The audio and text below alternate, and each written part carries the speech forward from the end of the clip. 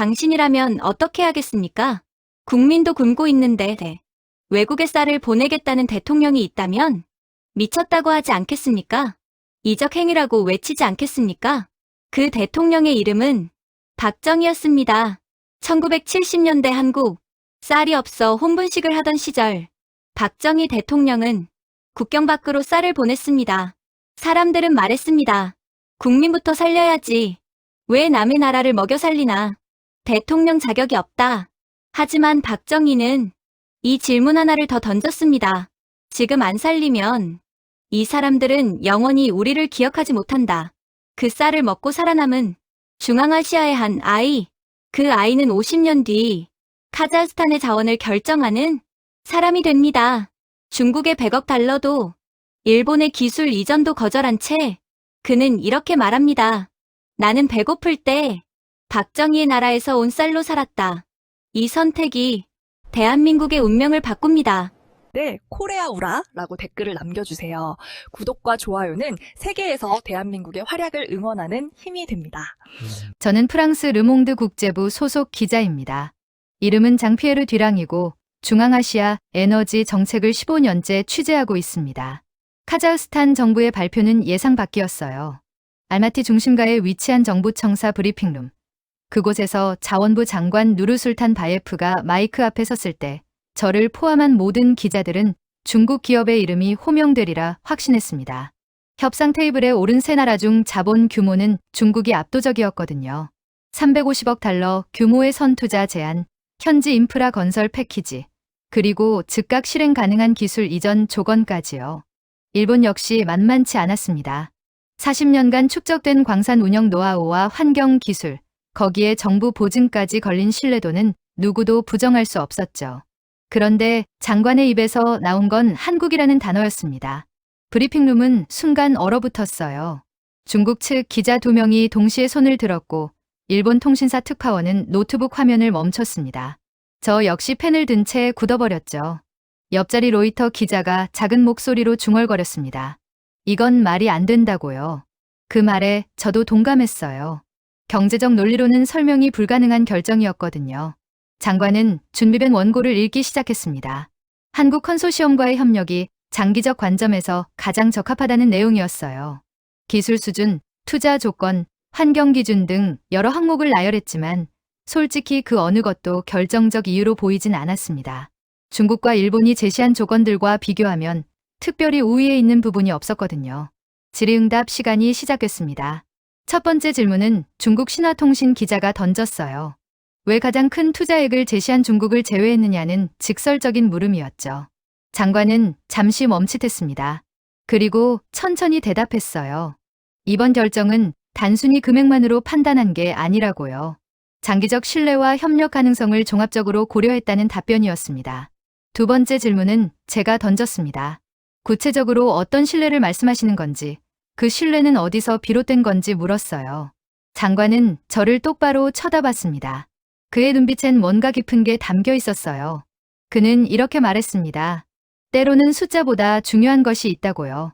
그리고 덧붙였죠. 역사는 기억한다고요. 그 순간 저는 직감했습니다. 이건 단순한 경제협력 발표가 아니에요. 뭔가 다른 이야기가 숨어 있다는 걸 느꼈죠. 15년간 이 지역을 취재하면서 쌓은 감각이 경보를 울렸습니다. 회견이 끝나고 저는 곧바로 현지 코디네이터 알마스를 불렀어요. 그는 카자흐스탄 출신으로 이 지역 정치와 역사에 밝은 사람입니다. 알마스에게 물었죠. 한국과 카자흐스탄 사이에 특별한 역사적 관계가 있느냐고요. 그는 잠시 생각하더니 고개를 끄덕였습니다. 있다고요. 그것도 아주 오래전 이야기라고 했어요. 이틀 뒤 알마스가 가져온 자료는 놀라웠습니다. 1970년대 중반 한국 정부가 중앙아시아 지역 한인 동포들에게 식량을 지원했다는 기록이었어요. 당시 한국은 스스로도 어려운 시기였는데 말이죠. 더 놀라운 건 그 지원이 공식 외교 채널을 통하지 않았다는 사실입니다. 조용히 거의 비밀스럽게 진행됐다고 해요. 저는 파리 본사 편집장에게 전화를 걸었습니다. 이건 단순 경제 기사가 아니라고 장기 기획으로 전환하고 싶다고 말했어요. 편집장은 회의적이었습니다. 이미 예산도 배정됐고 마감도 정해진 상황이었거든요. 하지만 저는 설득했습니다. 이 이야기는 현대 외교의 본질을 보여주는 사례라고요. 결국 일주일의 시간을 받아냈습니다. 그날 밤 저는 호텔방에서 자료들을 펼쳐놓고 곰곰이 생각했어요. 50년 전의 쌀 한 포대가 오늘날 수백억 달러 규모의 광산 계약으로 이어진다는 게 가능한 일일까요? 경제학 교과서엔 나오지 않는 방정식이었습니다. 하지만 제 앞에 놓인 사실들은 분명했어요. 다음 날 아침, 저는 카자흐스탄 국립기록 보관소로 향했습니다. 거기서부터 진짜 취재가 시작될 거라는 걸 알고 있었죠. 이 이야기의 뿌리를 찾아가야 했습니다. 카자흐스탄 국립기록보관소는 알마티 구시가지에 자리하고 있습니다. 소련 시절 지어진 6층짜리 건물이에요. 저는 담당사서 예카테리나의 안내를 받아 지하서고로 내려갔습니다. 형광등 불빛 아래 먼지 냄새가 코를 찔렀죠. 예카테리나는 낡은 상자 하나를 꺼냈어요. 1574년부터 78년까지의 지역 행정 기록이 담긴 상자였습니다. 그 안에서 얇은 파일 하나가 나왔죠. 표지엔 러시아어로 식량 배급 관련 외부 지원이라고 적혀 있었어요. 파일을 열자 손으로 쓴 기록들이 나타났습니다. 1575년 11월 한국에서 온 쌀 200톤. 1976년 4월 추가 지원 300톤. 기록은 간결했지만 명확했어요. 발신자 항목엔 대한민국 정부라고 표기돼 있었습니다. 저는 예카테리나에게 물었습니다. 당시 한국의 상황을 아느냐고요. 그녀는 고개를 저었어요. 저는 설명했죠. 1570년대 한국은 여전히 원조를 받는 나라였다고요. 1인당 국민소득이 $1000도 안 됐던 시기였습니다. 식량 자급률은 50%를 겨우 넘는 수준이었어요. 그런 나라가 왜 수천 킬로미터 떨어진 중앙아시아에 쌀을 보냈을까요? 저는 이 질문의 답을 찾기 위해 한국 측 자료를 확보해야 했습니다. 서울에 있는 동료 기자에게 연락을 취했죠. 그는 국가기록원과 외교부 문서고를 뒤졌어요.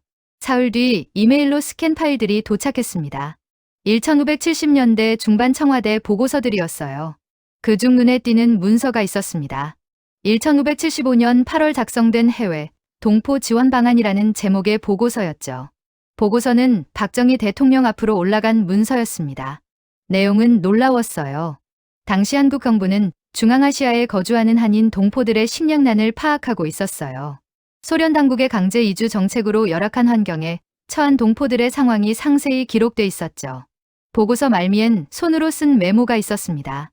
박정희의 필체였어요. 우리도 어렵지만 더 어려운 동포를 외면할 순 없다. 방법을 찾아라. 짧지만 단호한 지시였습니다. 저는 이 대목에서 멈췄습니다. 경제개발로 바쁜 시기였어요. 베트남전 파병, 중화공업 육성, 수출진흥 등 산적한 과제들이 있었죠. 그런 상황에서 외교적 부담까지 감수하며 중앙아시아 동포 지원을 결정한 겁니다. 동료 기자는 추가 자료를 보내왔어요. 당시 국무회의 회의록이었습니다. 1575년 9월 회의에서 이 문제가 다뤄졌더군요. 여러 장관들이 반대 의견을 냈습니다. 예산 부담, 외교적 리스크, 국내 여론 등을 이유로 들었죠. 하지만 박정희는 밀어붙였습니다. 회의록엔 그의 발언이 기록돼 있었어요. 동포는 어디 있든 우리 국민이다. 지금 돕지 않으면 나중엔 기회가 없을 수도 있다. 결국 지원이 결정됐습니다. 단, 조건이 있었어요. 공개하지 않는다는 거였죠. 왜 공개하지 않았을까요? 저는 당시 국제 정세를 살폈습니다. 냉전이 한창이었어요. 소련과의 관계는 경직돼 있었고 미국은 대탕트 정책을 추진 중이었죠. 한국이 소련 영토 내 동포를 지원한다는 게 알려지면 외교적 파장이 예상됐습니다. 그래서 조용히 진행된 겁니다. 공식 외교 채널을 거치지 않았어요. 민간 경로를 활용했고 국제기구 명의로 위장하기도 했습니다. 수령자들조차 이게 한국 정부의 지원인지 정확히 몰랐던 경우가 많았어요. 하지만 기록은 남았습니다. 한국 측에도 현지에도요. 그리고 무엇보다 받은 사람들의 기억 속에 남았습니다. 예카테리나는 제게 말했어요. 자기 어머니도 그 쌀을 먹었다고요. 당시 6살이었는데 그 맛을 아직도 기억한다고 했습니다. 저는 노트에 메모했습니다. 1970년대 한국. 스스로 어려운 시기에 더 어려운 이들을 돕기로 결정한 나라. 그리고 그 결정을 실명한 지도자. 이건 단순한 인도적 지원이 아니었어요. 장기적 관계를 내다본 선택이었습니다. 이제 저는 알아야 했습니다. 그 선택이 어떻게 오늘날까지 이어졌는지를요. 타슈켄트행 비행기에서 저는 자료들을 다시 정리했습니다. 한국 정부의 지원이 어떤 경로로 전달됐는지 추적해야 했어요. 공식 외교 채널을 거치지 않았다면 대체 어떤 방법을 썼을까요? 타슈켄트 고려인 문화센터에서 저는 리 빅토르를 만났습니다. 78세의 그는 이곳에서 40년간 동포 역사를 연구해온 학자예요. 그의 사무실은 오래된 사진들과 문서들로 가득했죠. 리 빅토르는 두꺼운 앨범 하나를 꺼냈습니다. 1970년대 사진들이 담긴 앨범이었어요. 그중 한 장이 눈에 들어왔죠. 트럭 뒤편에 쌓일 포대들이 쌓여있는 사진이었습니다. 포대엔 희미하게 한글이 보였어요. 리 빅토르는 설명을 시작했습니다. 당시 소련 당국은 외부 지원을 극도로 경계했다고 해요. 특히 자본주의 국가로부터의 물자 반입은 철저히 통제됐죠. 그래서 한국 정부는 우회 경로를 택했습니다. 첫 번째 경로는 국제적 십자사였어요. 한국 정부가 적십자에 기부금을 내고 적십자 명의로 물자를 보냈습니다. 공식 기록엔 스위스발 인도적 지원으로 표기됐죠. 하지만 실제로는 한국산 쌀이었어요. 두 번째는 더 복잡했습니다. 일본을 경유하는 방식이었어요. 한국에서 일본으로 수출 형태로 쌀을 보내고 일본 상사가 소련과의 무역거래 명목으로 다시 중앙아시아로 보냈습니다. 서류상으론 일본산 쌀이었지만 실제로는 한국산이었죠. 세 번째 경로가 가장 놀라웠습니다. 북한을 통한 루트였어요. 리 빅토르는 조심스럽게 말했습니다. 이 부분은 확인되지 않은 증언이라고요. 하지만 여러 노인들이 비슷한 이야기를 한다고 했어요. 1976년경 일부 물자가 북한 무역상을 통해 들어왔다는 겁니다. 북한은 당시 소련과 우호 관계였거든요. 한국 정부가 북한의 특정 인맥에게 접근해 비공식 채널을 만들었다는 거예요. 남북이 극도로 대립하던 시기인데도 말이죠. 저는 회의적이었습니다. 정말 가능한 일일까요? 리 빅토르는 고개를 끄덕였어요. 냉전 시대엔 공식 외교로 불가능한 일들이 비공식 경로로 이뤄지곤 했다고요. 특히 인도적 사안에선 더 그랬다고 합니다. 그는 낡은 장부 하나를 보여줬어요. 당시 물자 배급 담당자가 개인적으로 기록한 수첩이었습니다. 거기엔 물자 출처가 간략히 적혀 있었어요. 적십자, 일본 상사, 그리고 조선무역이라는 표현이 보였죠. 조선무역. 이게 북한 경로를 의미하는 건지 확실하진 않았습니다. 하지만 정황상 가능성은 있었어요. 박정희 정부는 실용주의적이었거든요. 이념보다 실리를, 형식보다 실질을 중시했죠. 저는 리 빅토르에게 물었습니다. 당시 한국 정부 관계자를 직접 만난 사람이 있느냐고요. 그는 잠시 생각하더니 한 사람을 언급했어요. 김철수라는 이름이었습니다. 1970년대 후반 비공식 특사로 이곳을 방문했다고 해요. 김철수. 저는 그 이름을 메모했습니다. 나중에 확인해보니 실존 인물이었어요. 당시 청와대 제2비서관실 소속이었고 대외 비밀 업무를 담당했다고 합니다. 1977년 중앙아시아를 방문한 기록이 있었죠. 공식 일정은 아니었습니다. 여권 출입국 기록에도 명확히 남아있지 않았어요. 하지만 여러 증언이 일치했습니다. 그는 현지 한인 지도자들을 만나 상황을 파악했고 추가 지원 방안을 논의했다고 해요. 리 빅토르는 말했습니다. 김철수는 떠나기 전 한 가지 당부를 남겼다고요. 이 지원이 한국에서 온 거라고 말하지 마시오. 시간이 지나면 다 알게 될 테니. 그 말이 무슨 의미였는지 당시엔 아무도 몰랐어요. 하지만 50년이 지난 지금 그 의미가 분명해졌습니다. 공식 외교가 아닌 방식으로 심은 씨앗이 조용히 자라고 있었던 거예요. 기록으로 남지 않았지만 기억으로 남았고 선전되지 않았지만 전해졌습니다. 저는 타슈켄트를 떠나며 확신하게 됐어요. 이 이야기의 핵심은 방법이 아니라 의지였다는 걸요. 불가능해 보이는 상황에서도 길을 찾아낸 선택. 그게 오늘날의 결과를 만들었습니다. 알마티로 돌아온 저는 자원부 장관 누르술탄 바예프와의 단독 인터뷰를 요청했습니다. 처음엔 거절당했어요. 장관실 대변인은 이미 공식 입장을 발표했으니 추가 인터뷰는 불필요하다고 했죠. 하지만 저는 포기하지 않았습니다. 사흘간 계속 요청했고 제가 수집한 자료들의 목록을 전달했어요. 1970년대 지원 기록, 박정희의 메모, 비공식 경로 증언들. 그리고 마지막으로 한 가지 질문을 덧붙였습니다. 장관님 개인적으로도 그 쌀과 관련이 있으신가요? 이틀 뒤 연락이 왔습니다. 장관이 비공식 만남에 응하겠다고 했어요. 단, 녹음은 안 되고 메모만 가능하다는 조건이었죠. 저는 수락했습니다. 토요일 오전 장관의 개인 사무실에서 만났어요. 공식 청사가 아니라 시내 작은 건물에 있는 그의 사적 공간이었습니다. 커피 2잔이 준비돼 있었고 창밖으론 알마티 시가지가 내려다 보였죠. 누르술탄 장관은 천천히 말을 시작했습니다. 자신은 1970년 생이라고요. 1975년 겨울 5살이었을 때의 기억이 있다고 했어요. 아버지가 실직한 상태였고 어머니는 셋째를 임신 중이었습니다. 식량이 바닥나던 시기였죠. 어느 날 마을에 트럭이 왔다고 합니다.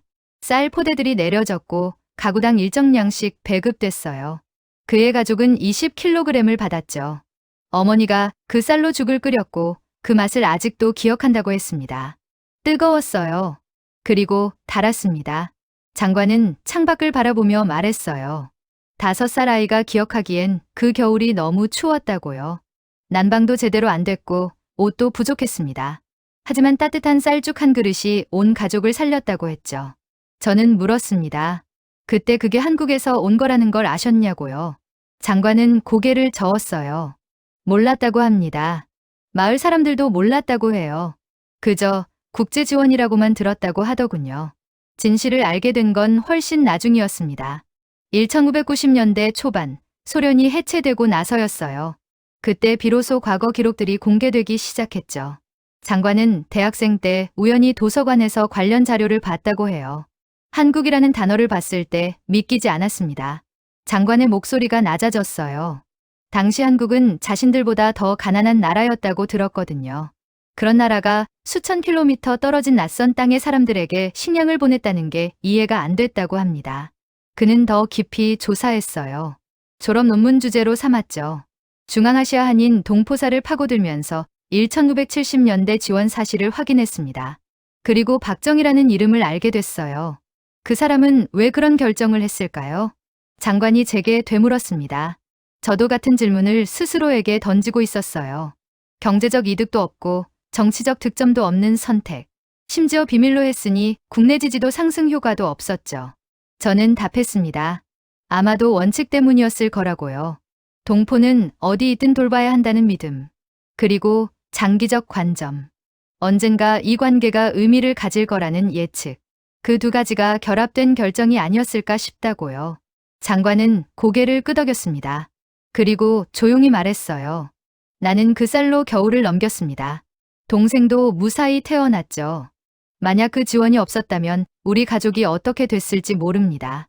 그는 책상 서랍을 열었어요. 작은 상자를 꺼냈습니다.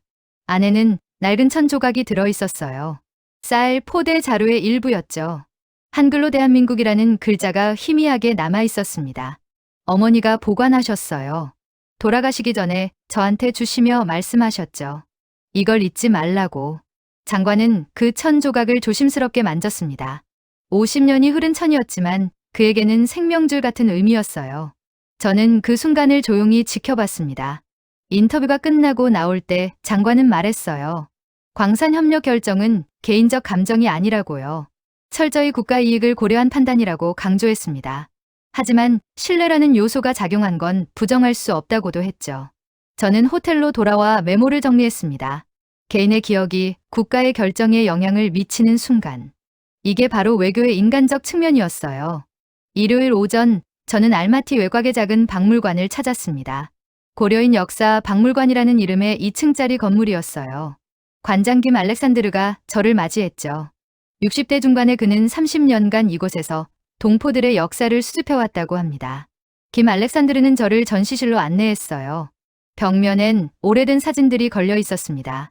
1930년대 강제 이주 당시 사진들, 1950년대 집단농장 모습들, 그리고 1970년대 생활상들이었죠. 한쪽 구석에 작은 진열장이 있었습니다. 거기에 쌀 포대자루 조각 3개가 전시돼 있었어요. 각각 다른 가정에서 기증한 것들이었습니다. 모두 한글로 대한민국이라고 쓰여 있었죠. 김 알렉산드르는 설명했습니다. 이 포대들이 기증되기 시작한 건 2000년대 초반이라고요. 소련 해체 후 한국과의 교류가 활발해지면서 사람들이 하나둘씩 보관했던 물건들을 내놓기 시작했다고 해요. 놀라운 건 보관 상태였습니다. 50년 가까이 된 천 조각들이 비교적 깨끗했어요. 김 알렉산드르는 말했죠. 사람들이 소중하게 다뤘다고요. 그저 낡은 천이 아니라 생존의 증거였기 때문이라고 합니다. 저는 물었습니다. 왜 사람들이 이걸 버리지 않고 보관했을까요?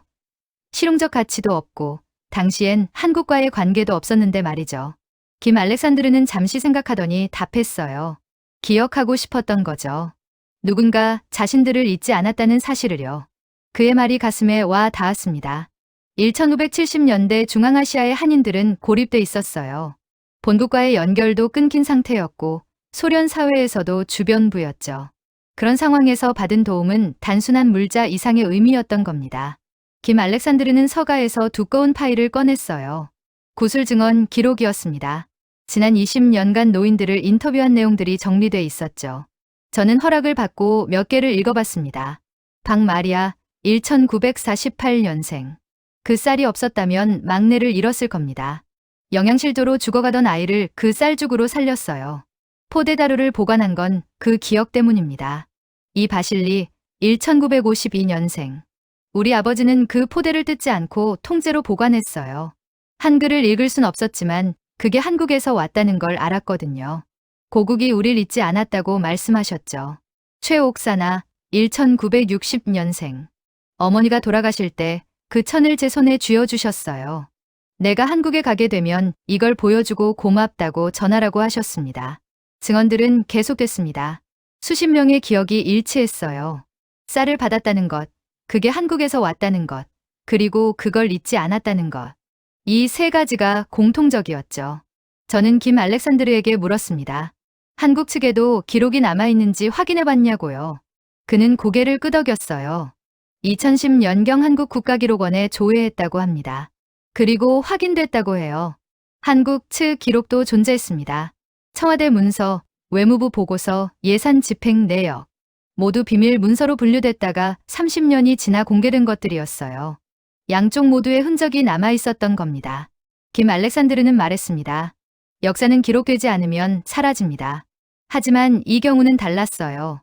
양쪽 모두 기록했고 양쪽 모두 보관했죠. 그게 오늘날의 관계를 가능하게 만든 겁니다. 저는 전시실을 다시 둘러봤습니다.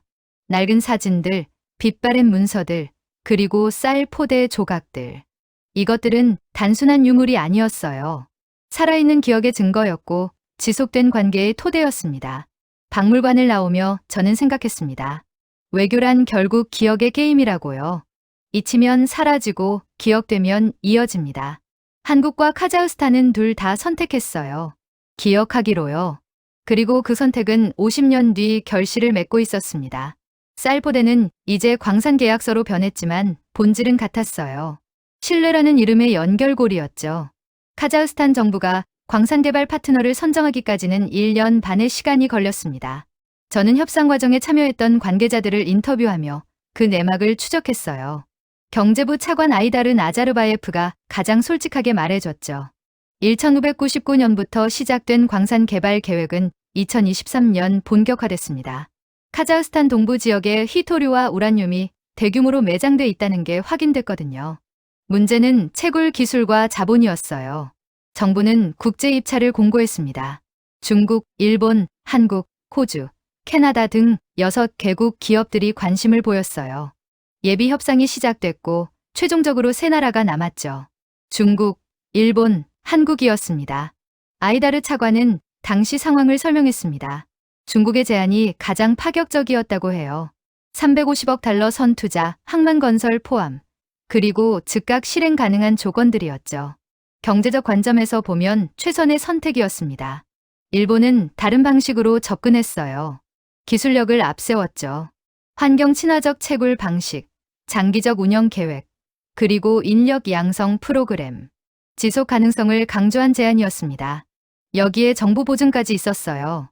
한국은 솔직히 불리했습니다. 투자 규모는 중국의 3분의 1 수준이었어요. 기술력도 일본보다 입증된 게 적었죠. 아이다르 차관은 말했습니다. 순수하게 제안서만 놓고 보면 한국을 선택할 이유가 없었다고요. 그런데 장관 누르술탄 바예프가 다르게 봤습니다. 그는 협상팀에게 한 가지를 지시했어요. 파트너의 과거 행적을 조사하라고요. 약속을 지켰는지, 어려울 때 어떻게 행동했는지 확인하라고 했죠. 조사팀은 각국의 과거 프로젝트를 분석했습니다. 중국은 아프리카와 중남미에서 여러 자원 개발을 진행했어요. 속도는 빨랐지만 환경 문제와 노동 분쟁이 많았죠. 현지 커뮤니티와의 마찰도 빈번했습니다. 일본은 안정적이었어요. 약속을 잘 지켰고 기술 이전도 성실히 했습니다. 하지만 의사결정이 느렸고 예상치 못한 변수엔 경직되게 대응했어요. 후쿠시마 원전 사고 이후 태도 변화도 관찰됐죠. 한국은 사례가 많지 않았습니다. 하지만 있는 사례들은 특이했어요. 베트남 원전 프로젝트가 취소됐을 때도 기술 지원은 계속했고 UAE 원전 건설에선 약속한 기한을 지켰습니다. 규모는 작아도 신뢰도는 높았어요. 아이다르 차관은 회의 장면을 떠올렸습니다. 장관이 말했다고 해요. 우리는 40년 이상 함께할 파트너를 찾는 겁니다. 단기 이익보다 장기 신뢰가 중요해요. 경제부 장관은 반대했습니다. 숫자로 증명 가능한 이익을 놔두고 추상적인 신뢰를 선택할 순 없다고 했죠. 에너지부 장관도 비슷한 의견이었어요. 기술력이 검증된 일본이 안전하다고 주장했습니다. 하지만 누르술탄 장관은 물러서지 않았어요. 그는 회의실에서 조용히 말했다고 합니다. 1975년 겨울을 기억하는 사람이 이 방에 또 있습니까? 회의실이 조용해졌어요. 아무도 그 의미를 정확히 몰랐죠. 장관은 설명했습니다. 자신의 가족이 한국의 도움으로 살아남았다는 이야기를요. 그리고 그게 공개되지 않았던 지원이었다는 점도 강조했어요. 돈을 계산하는 나라는 많습니다. 하지만 이익 없이 돕는 나라는 드물어요. 한국은 50년 전 그런 선택을 했습니다. 그게 우리가 필요한 파트너의 모습 아닙니까? 아이다르 차관은 그때를 이렇게 회상했어요. 장관의 말에 반박할 수 없었습니다. 그건 감정이 아니라 데이터였거든요. 50년이라는 시간이 증명한 신뢰도였죠. 결국 투표가 이뤄졌습니다. 참석자 12명 중 8명이 한국을 지지했어요. 경제적 손실을 감수하는 결정이었지만 위험 요소는 최소화하는 선택이기도 했죠. 중국 측은 즉각 반발했습니다. 대사관을 통해 항해 서한을 보냈고 언론에서도 비판했어요. 일본은 조용히 물러났지만 실망감을 감추지 않았죠. 한국 측은 놀랐습니다. 사실 자신들도 선정되리라 예상하지 못했거든요. 협상팀 리더였던 김태훈 상무는 나중에 이렇게 말했어요. 우리가 이긴 게 아니라 과거에 누군가가 이겨준 겁니다. 아이다르 차관은 저에게 마지막으로 말했습니다. 이번 결정은 돈이 아니라 사람을 선택한 겁니다. 숫자는 변하지만 신뢰는 쌓입니다. 우린 쌓인 것을 선택했어요. 저는 메모하며 생각했습니다. 협상 테이블 위엔 제안서만 있는 게 아니었어요.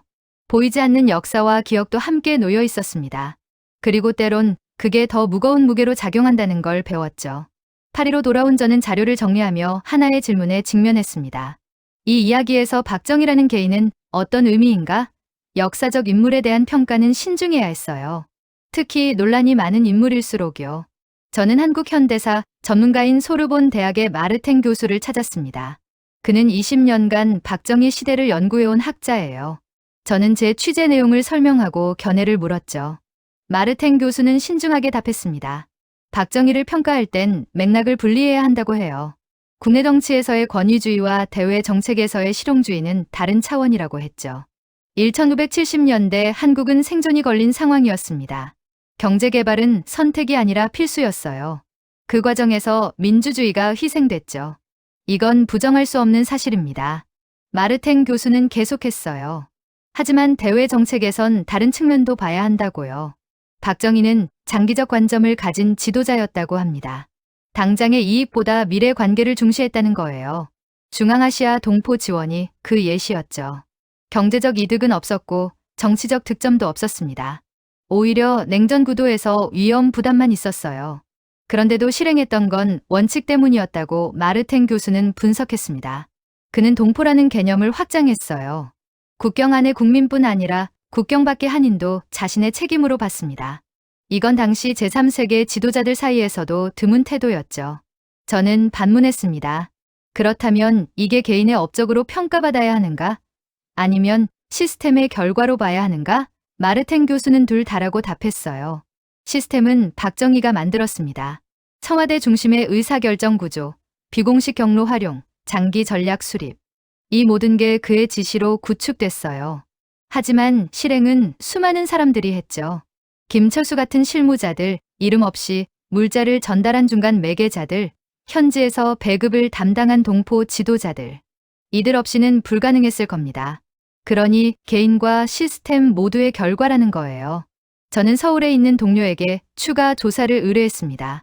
박정희 시대 다른 해외에 동포 지원 사례가 있는지 확인해달라고 했죠. 며칠 뒤 흥미로운 자료가 왔어요.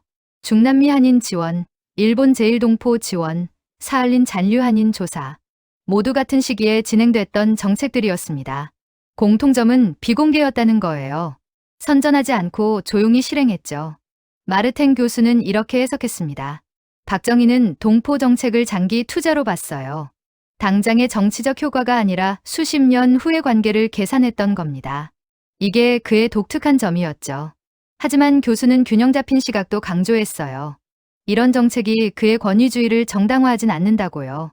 좋은 외교 정책과 나쁜 국내 정치는 별개로 평가돼야 한다고 했습니다. 역사는 흑백이 아닙니다. 한 인물이 어떤 영역에선 옳고 다른 영역에선 틀릴 수 있어요. 박정희가 그런 케이스죠. 카자흐스탄 사례는 그의 긍정적 측면을 보여주지만 그게 전부는 아닙니다. 저는 고개를 끄덕였습니다. 기자로서 제 역할은 사실을 전달하는 거였어요. 영웅 만들기도 악마 만들기도 아니었죠. 다만 일어난 일을 정확히 기록하는 것. 카자흐스탄 광산협력의 뿌리엔 박정희의 결정이 있었습니다. 이건 사실이에요. 그 결정이 어떤 맥락에서 나왔고 누가 실행했으며 어떤 결과를 낳았는지 이걸 있는 그대로 보여주는 게 제 일이었죠.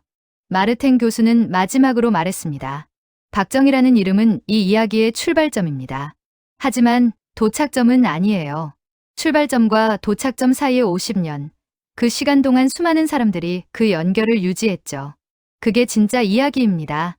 저는 메모를 덮으며 생각했습니다. 역사는 개인이 만들지만 시간이 완성한다고요. 박정희는 씨앗을 뿌렸고 50년이 그걸 키웠으며 오늘날 열매를 맺고 있었습니다. 개인 숭배도 역사 미화도 아니었어요. 다만 한 결정이 시간을 견디며 의미를 얻어가는 과정. 그걸 목격하고 있었던 겁니다. 파리르몽드 본사 편집회의에서 저는 기획 시리즈 최종안을 발표했습니다. 편집장과 국제부장, 그리고 5명의 선임 기자들이 자리했어요. 저는 일주일간의 취재의 내용을 정리해 보고했죠. 편집장이 물었습니다. 결론이 뭐냐고요.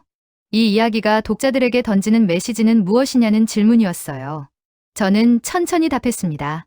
외교는 축적됩니다. 회의실이 조용해졌어요. 저는 설명을 이어갔습니다. 카자흐스탄의 광산협력 결정은 기적이 아니라고요. 본도 아니고 감정적 선택도 아니었습니다. 50년간 쌓인 신뢰의 결과였죠. 1975년 한국 정부는 쌀을 보냈어요. 돈을 계산하지 않았고 선전하지도 않았습니다. 그냥 어려운 동포를 도왔죠. 받은 사람들은 기억했어요. 포대 자료를 보관했고 자식에게 이야기를 전했습니다. 2020년대 그 자식 세대가 정부 요직에 올랐어요. 그들은 협상 테이블에 앉아 파트너를 선택해야 했습니다. 숫자만 보면 다른 나라가 유리했지만 그들은 기억을 선택했죠. 국제부장이 반문했습니다. 그럼 이게 한국 외교의 승리라는 건가? 저는 고개를 저었어요. 승리나 패배의 문제가 아니라고 했습니다. 이건 시간의 문제였어요. 현대 외교는 즉각적 결과를 추구합니다. 정상회담 하나, 협정 하나가 뉴스가 되죠. 하지만 진짜 외교는 보이지 않는 곳에서 천천히 쌓입니다. 50년 전의 선택이 오늘의 결과를 만드는 거예요. 저는 취재 중 만난 사람들의 증언을 인용했습니다. 누르술탄 장관의 쌀죽 기억, 김 알렉산드르의 포대 자료 수집, 리 빅토르의 구술 기록. 이 모든 게 연결돼 있었어요. 한 선임 기자가 질문했습니다. 박정희 개인에 대한 평가를 어떻게 다룰 거냐고요. 논란이 많은 인물이니 신중해야 한다는 지적이었죠. 저는 준비한 답을 제시했습니다. 개인 평가와 정책 분석을 분리하겠다고요. 박정희의 권위주의는 별도 문제입니다. 하지만 동포 지원 정책은 객관적으로 평가받을 수 있는 사안이에요. 저는 그를 영웅으로 만들려는 게 아닙니다. 다만 그가 내린 결정과 그 결정이 만든 결과를 기록하는 거예요.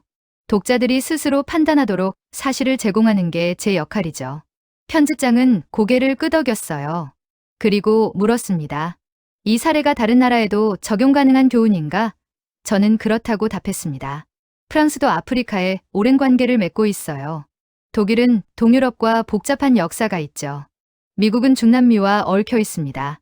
모든 나라가 과거의 선택들로 현재를 만들고 있어요. 문제는 그 선택이 어떤 성격이었냐는 겁니다. 착취였나, 협력이었나, 일방적이었나, 상호적이었나. 한국과 카자흐스탄 사례는 후자의 예시죠. 그리고 그게 50년 뒤 결실을 맺었습니다. 회의는 2시간 넘게 이어졌어요. 세부 내용을 조율하고 표현을 다듬었습니다. 최종적으로 5부작 시리즈로 게재하기로 결정됐죠. 다음 날부터 기사를 쓰기 시작했습니다. 첫 번째 기사는 광산협력 발표 장면으로 시작했어요. 두 번째는 1970년대로 돌아갔고, 세 번째는 개인들의 증언을 담았습니다. 네 번째는 협상 과정을, 다섯 번째는 외교적 함의를 다뤘죠. 시리즈가 게재되자 반응이 왔습니다. 독자들은 흥미로워했어요.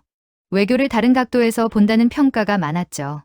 몇몇 정치학자들이 칼럼을 통해 논평하기도 했습니다. 한국 대사관에서 연락이 왔어요. 감사 인사였습니다. 하지만 저는 정중히 거절했죠. 제 기사는 한국을 위한 게 아니라고 설명했어요. 사실을 위한 거라고 했습니다. 카자흐스탄 외교부에서도 메일이 왔습니다. 일부 내용에 대해 보충 설명을 하고 싶다는 거였어요. 저는 받아들였습니다. 추가 취재는 언제나 환영이니까요. 한 달 뒤 저는 브뤼셀에서 열린 국제관계 세미나에 초청됐습니다. 유럽 외교관들과 학자들 앞에서 이 사례를 발표했어요. 질의응답 시간에 한독일 외교관이 물었습니다. 결국 외교에서 가장 중요한 건 뭡니까? 돈입니까? 힘입니까? 아니면 신뢰입니까? 저는 잠시 생각하고 답했습니다. 시간입니다. 시간이 돈을 축적하고 힘을 키우며 신뢰를 쌓습니다. 한국과 카자흐스탄이 보여준 건 바로 그겁니다. 50년이라는 시간이 쌀 포대를 광산 계약으로 바꿨어요. 세미나가 끝나고 저는 호텔 방으로 돌아왔습니다. 창밖으론 브뤼셀 야경이 펼쳐졌어요. 저는 노트북을 열어 마지막 기록을 남겼습니다. 외교는 선언이 아니라 축적이다. 화려한 정상회담보다 조용한 실천이 더 오래 남는다. 한국과 박정희는 이 이야기의 출발점으로 기록될 것이다. 하지만 도착점은 아직 쓰이지 않았다. 이 관계가 앞으로 어떻게 발전할지 그건 또 다른 시간이 증명할 것이다. 저는 파일을 저장했습니다. 장피에르 듀랑의 취재는 여기서 끝났지만 한국과 카자흐스탄의 이야기는 계속되고 있었습니다.